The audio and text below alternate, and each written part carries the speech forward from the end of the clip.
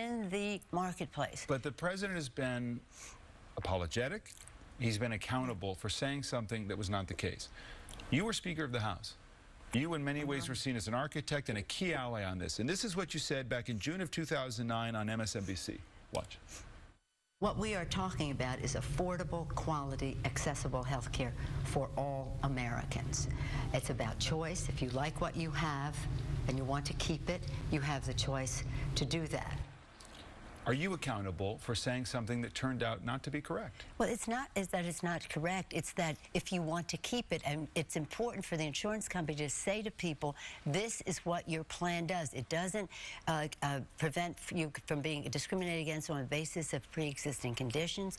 It doesn't lifetime limits, annual limits, and the rest of that. There's a bottom line to this, which I think people understand and the president has acknowledged, which is if there are not, the government is deciding there have to be minimum standards that are minimum requirements in any healthcare plan. Yeah. So if you have something and you like it and it doesn't meet what the government says you have to have, you cannot keep it. And that's not what you said If you had your plan before the enactment of the law in 2010, if you had your plan before, there is nothing in the law that says you have to. But, you know, again, we can go back and forth on this. Right, but this is an important deal because the grandfathering has changed. And the bottom line is the president has acknowledged, it doesn't seem like you're acknowledging, that saying to people back in 2009, hey, this is going to be easy. If you like what you have, you can keep it. This is all about choice. You could, if you had your plan until the enactment of the law in 2000. The grandfathering is for those before 2000. But let me say this, and I commend the president. He's gracious and he's taking responsibility. But that doesn't mean that there was anything in the law that said if you like what you had before 2010, you couldn't keep it. I think it's really important to make that point. He took responsibility for the big picture, and that's important for him to do because that's what people see. But there is nothing. But you said earlier, if the law says that you must be can't, the law doesn't say that. But again, neither here nor there. How do we go forward? But the bottom line is people are getting policies that are canceled, and that was not the representation that was made. And it was also foreseeable. That was part of the debate that this would actually happen. Well, now I would agree with you for the policy since 2010, but not for the 2000 before. But the president has also said that the insurance companies, and many of them have been very responsible, and some not so. The insurance company has to say to you, you're not getting the exemption pre-existing conditions. You will have lifetime limits. You will have annual limits. And by the way, you have to tell people that they can go to the exchange, the marketplace, where they may qualify for a subsidy, or they may just get a better price. The big picture on this is that it doesn't seem to be working right now. And you argued at the time, you said, look, there's a lot of controversy around this. It's politically hot, and that people don't understand the good things. Right, and that people don't understand the good things that are in it. But then you said this in March of 2010. Watch.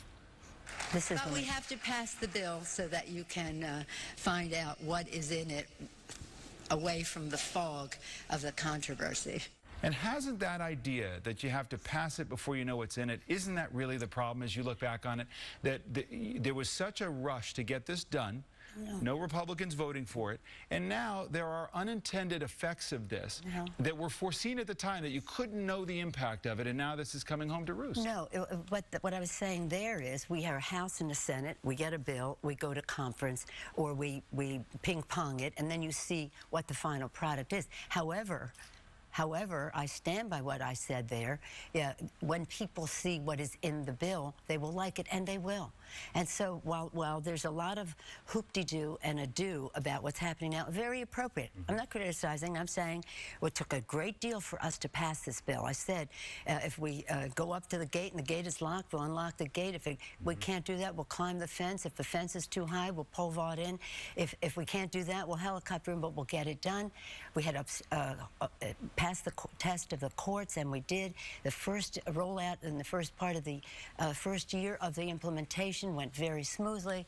The website did not work. That has caused problems, complicating people transitioning from those policies to the other. But again, This is never thought to be easy. And the fact is what it doesn't matter what we're saying here. What matters what happens at the kitchen table of the American people and how they will have more affordability, more accessibility, better quality care, prevention, wellness, a healthier nation, of honoring the vows of our founders of life, a healthier life, liberty to pursue their happiness, not be chained by a policy. I understand what the arguments are.